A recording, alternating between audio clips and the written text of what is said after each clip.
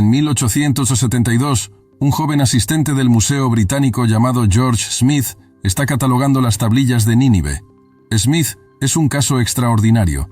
Hijo de un grabador, nunca asistió a la universidad.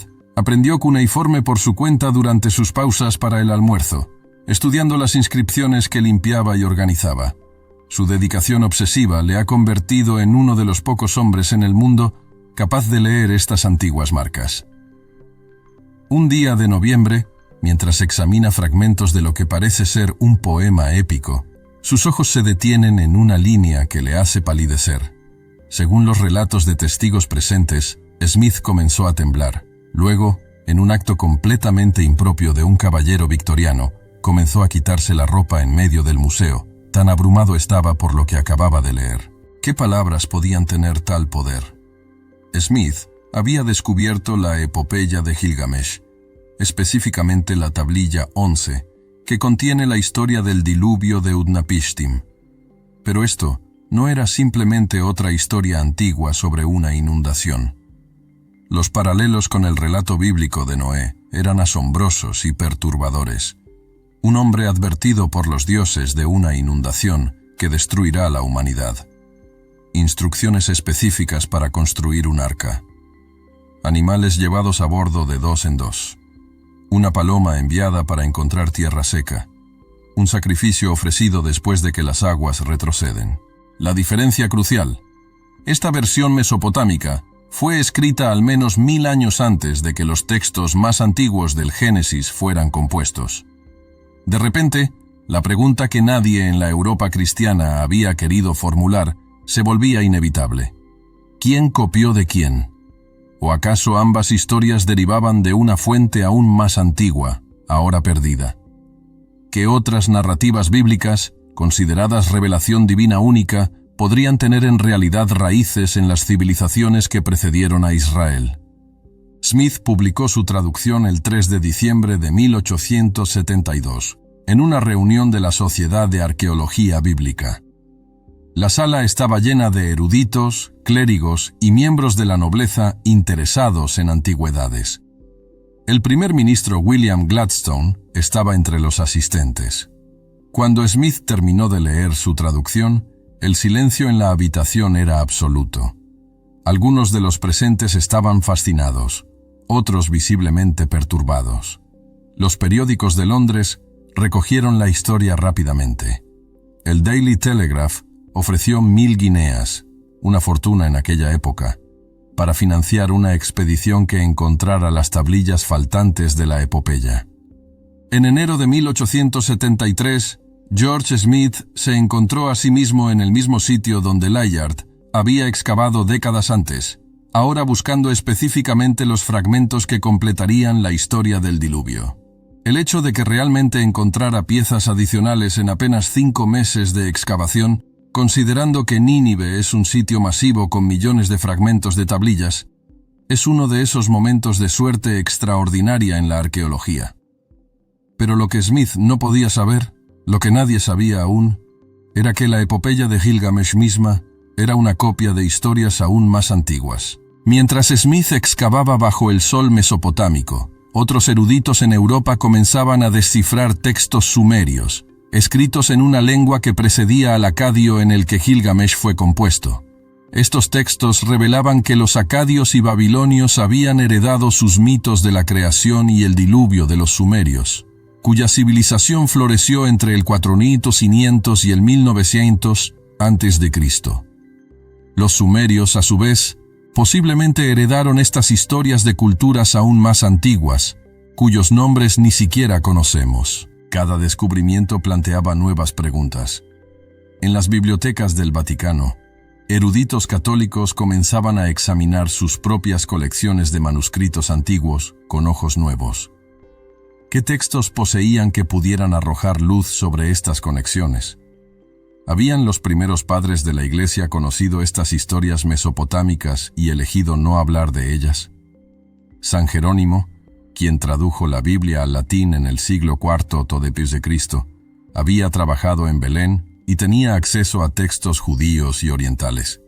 ¿Qué sabía él que no incluyó en la Vulgata? El Archivo Apostólico Vaticano, en aquellos días verdaderamente secreto y cerrado a investigadores externos, contenía documentos que databan de más de 1000 años.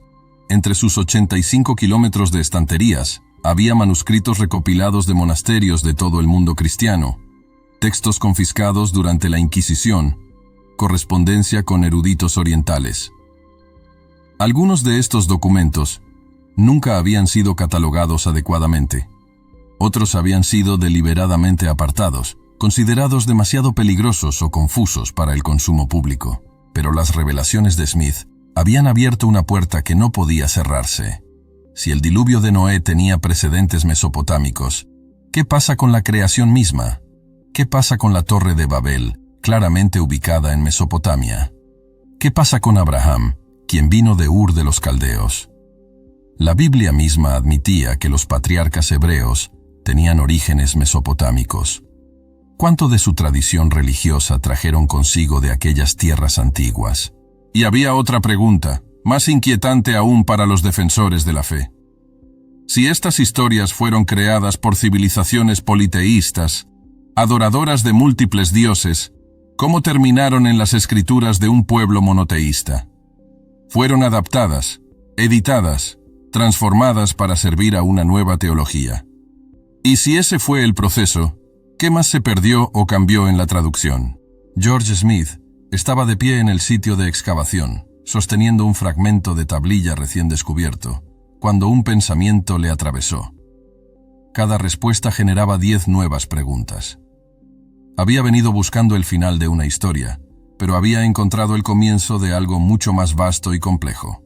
Las ruinas a su alrededor, que se extendían por kilómetros en todas direcciones bajo la arena iraquí, contenían bibliotecas enteras esperando ser descubiertas.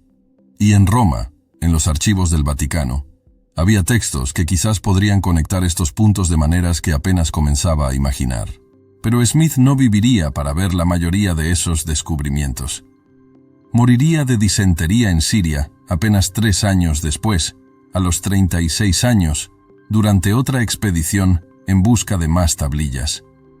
Sin embargo, su trabajo había iniciado una revolución en la comprensión bíblica que continuaría desarrollándose durante el siglo siguiente.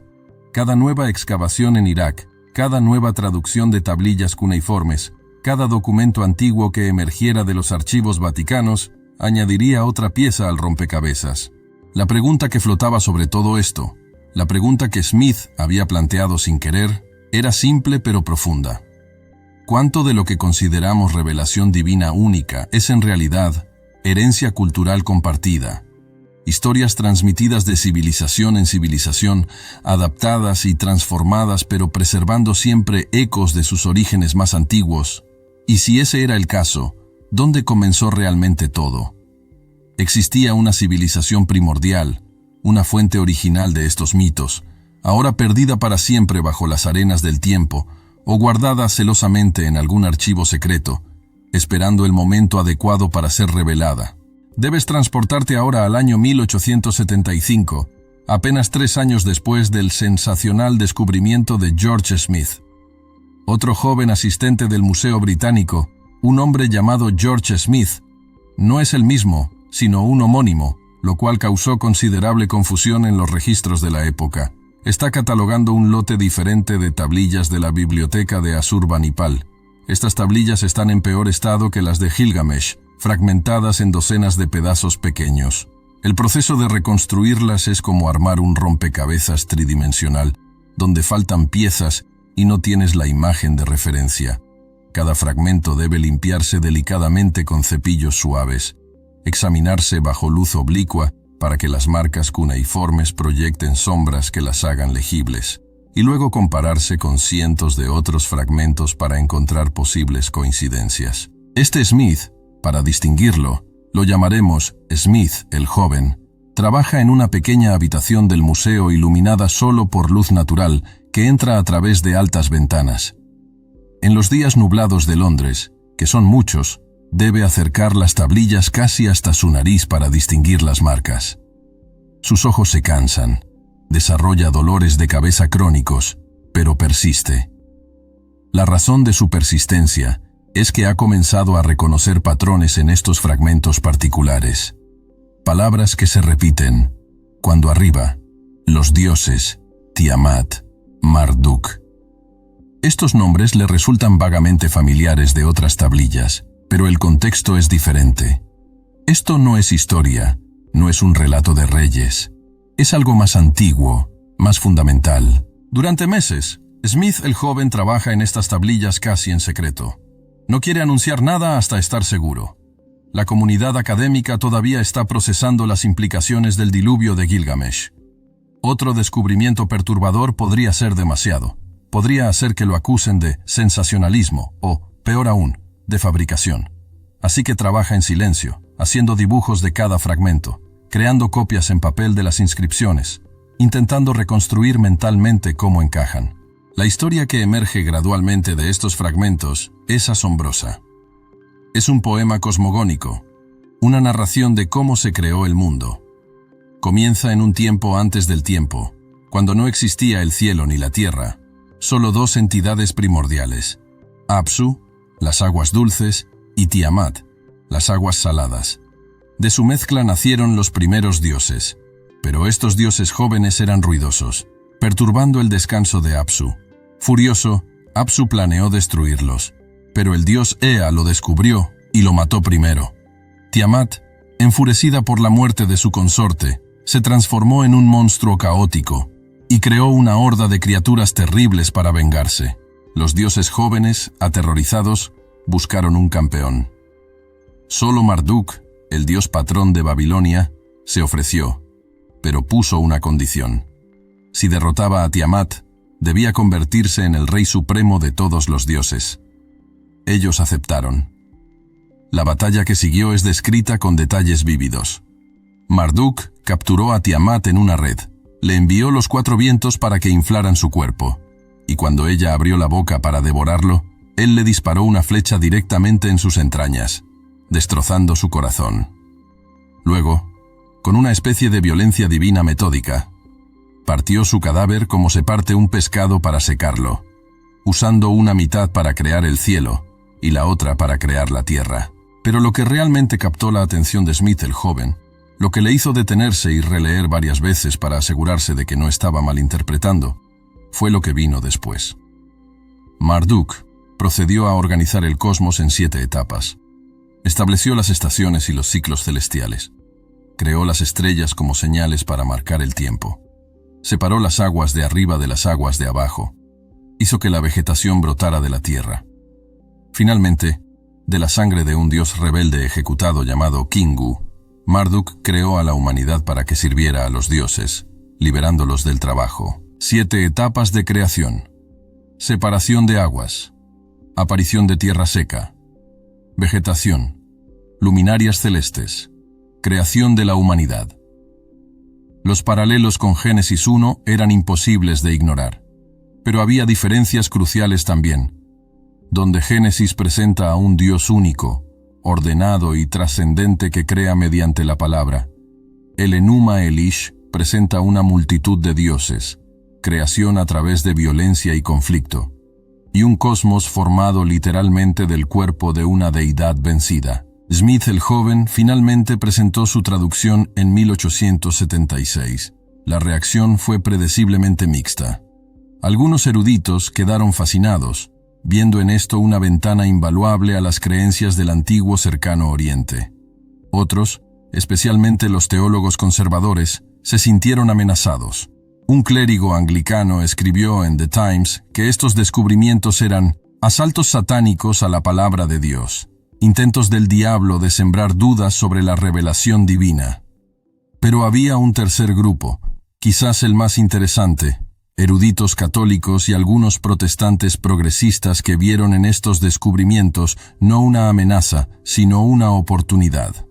En Roma, en los tranquilos pasillos del Archivo Apostólico Vaticano, un sacerdote jesuita llamado Franz Xaver Kugler, quien posteriormente se convertiría en uno de los principales expertos en astronomía babilónica, comenzó a examinar manuscritos medievales y patrísticos con una nueva perspectiva. Kugler sabía que los primeros padres de la Iglesia habían debatido intensamente sobre cómo interpretar Génesis. ¿Era literal o alegórico? ¿Eran los 6 días de la creación períodos de 24 horas o eras geológicas? Orígenes de Alejandría, en el siglo III, había argumentado por una interpretación espiritual más que literal.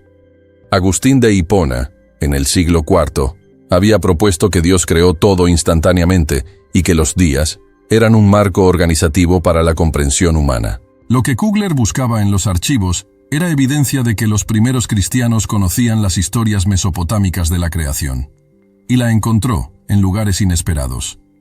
Había referencias en los escritos de Julius Africanus, un cronólogo cristiano del siglo III que había viajado extensamente por el Oriente. Africanus mencionaba historias caldeas de la creación que precedían a Moisés, pero las descartaba como fábulas de paganos.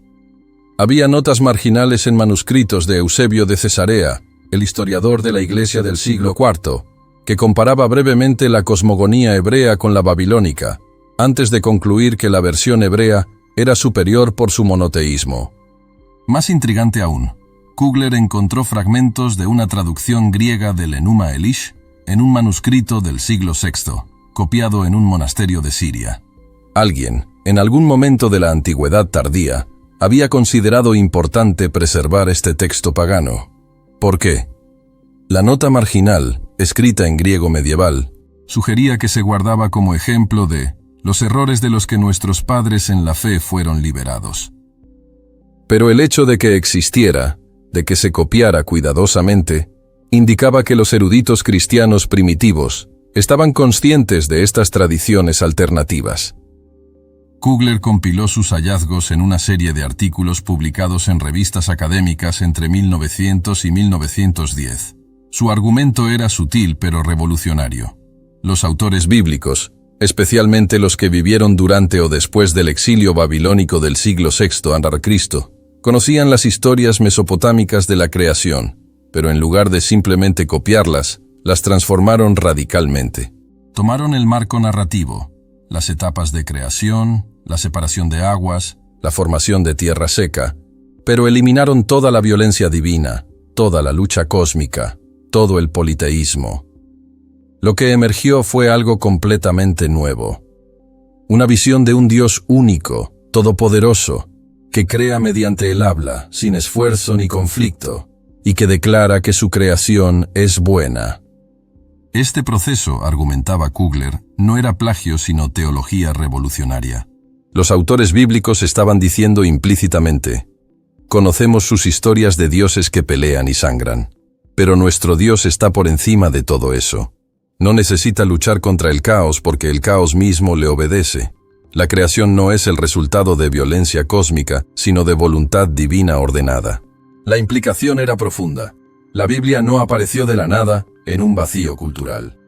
Fue escrita en un mundo lleno de otras narrativas, otras cosmovisiones, y sus autores dialogaban conscientemente con esas tradiciones, afirmando algunas cosas y rechazando otras. Esto hacía que la Biblia fuera menos única en un sentido, pero quizás más notable en otro. No era un texto transmitido mágicamente desde el cielo, sino el producto de mentes humanas brillantes que luchaban por articular una comprensión de Dios radicalmente diferente de sus contemporáneos. Pero si esto era cierto, si los autores bíblicos conocían y usaban fuentes mesopotámicas, ¿qué otras fuentes utilizaron que ya no tenemos? Los mesopotámicos mismos admitían que sus historias de la creación tenían precedentes aún más antiguos. Textos sumerios se referían a la sabiduría de antes del diluvio, conocimiento preservado por los Apkallu, sabios semidivinos que habían vivido en tiempos antediluvianos. Según la tradición mesopotámica, estos sabios habían enseñado a la humanidad todas las artes de la civilización: escritura, matemáticas, arquitectura, agricultura, astrología.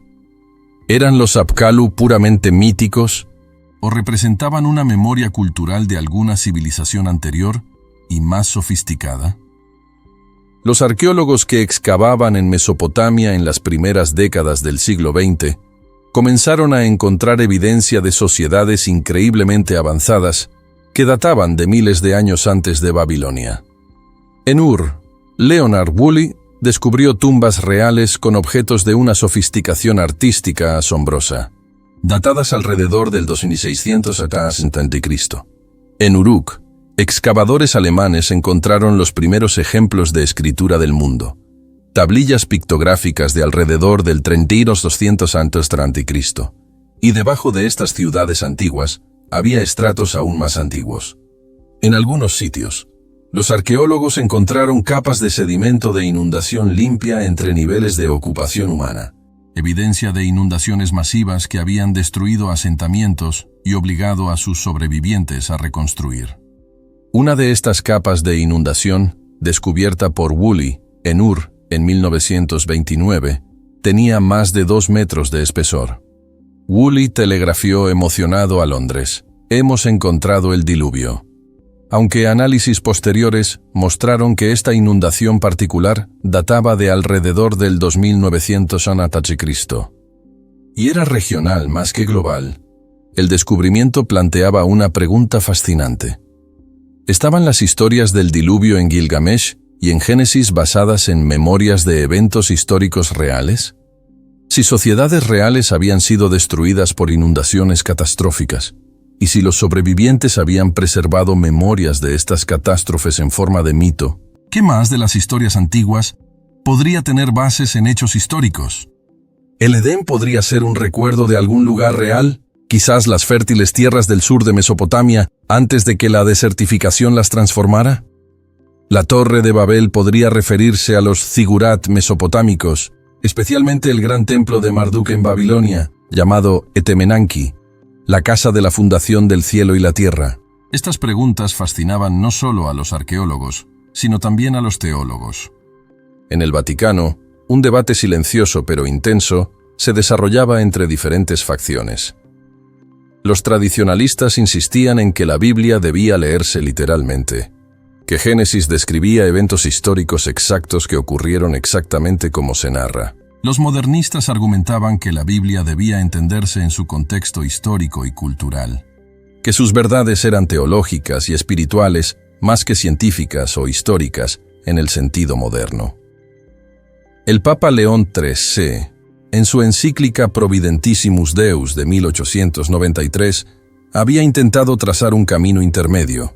Declaró que la Biblia estaba libre de error en asuntos de fe y moral, pero admitió que sus autores escribieron según el conocimiento científico de su tiempo y usaron lenguaje fenomenológico, describiendo las cosas como aparecen a los sentidos humanos más que como son en realidad.